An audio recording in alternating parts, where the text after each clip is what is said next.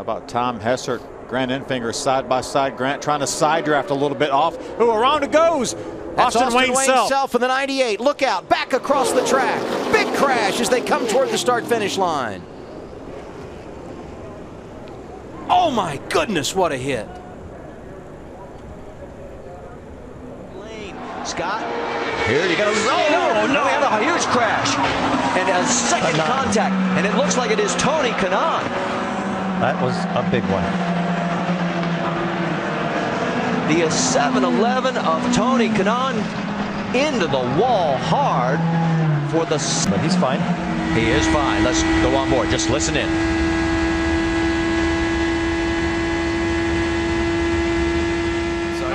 This next bit. Take a deep breath, everybody. He's absolutely committed. He hits the wall, first of all, on the right-hand side, and that breaks the steering. And from that moment on, Kirchhofer is a passenger, gets airborne, and almost does roll over. I think that went over, Krillsy, yeah.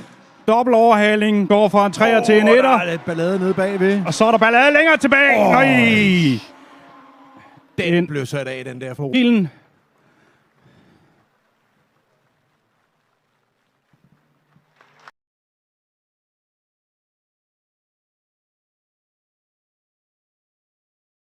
Jacques Villeneuve is no stranger to big accidents. Last year in Belgium, driving for Williams, the Canadian had a huge off at Eau Rouge. Although his car left the circuit at a tremendous rate of knots, Jacques was quite calm and collected about the whole incident. Because it's a big one.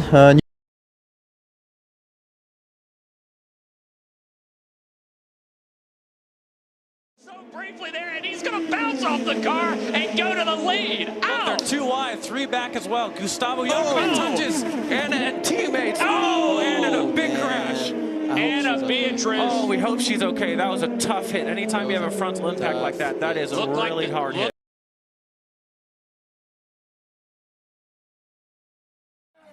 And that looks like the front end of the nose pretty heavily compromised. Let's see if my theory holds true. Oh boy. Almost went out of the park.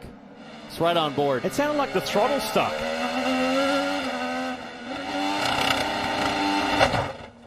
Holy cow.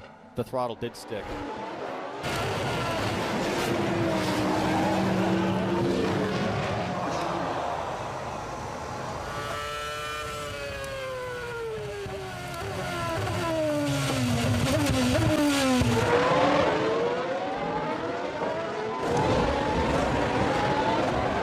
Problems trying to sort out David Hunt along the straight, close together, and there's a tremendous accident.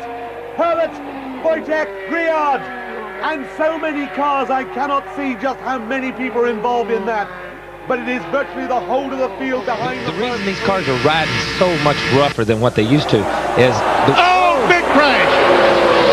One car gets turned sideways and triangle. Hermie Sadler is involved. The 93 and Dave Blaney is involved. Go high, go high, go high, go high. There's no one spinning down the bottom. One car got the yellow. I never see Dave Blaney gets hit and flam. He turns over and hits the wall with the roof of the car, it looked like.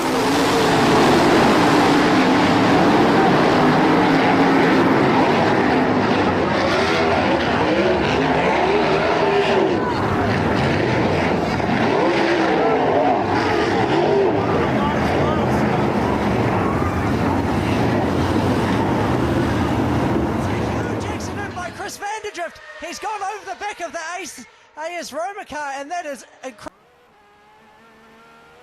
Let's just see it at real time here. And in fact, that's interesting. Oh, it was a miscommunication of the left. Yeah, and here we go.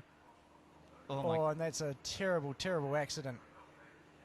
Massive accident. Absolutely huge. The car splitting in. They qualifying. Whoa! And now Ryan Hunter-Reay goes around. And he hits. Oh, a big hit inside. So lucky to miss the attenuator on the second impact. That was a big hit on the outside wall. I don't see his head moving around yet. But that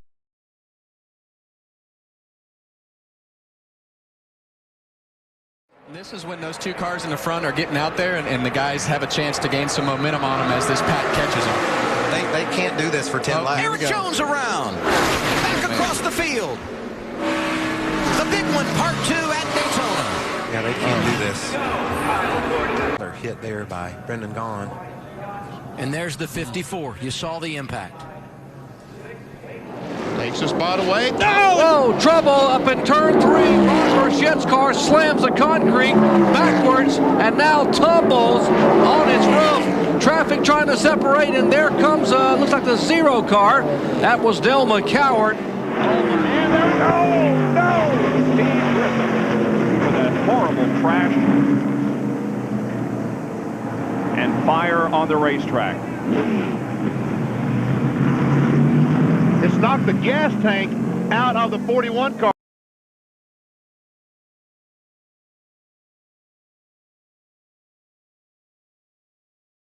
Horribly wrong at 130R.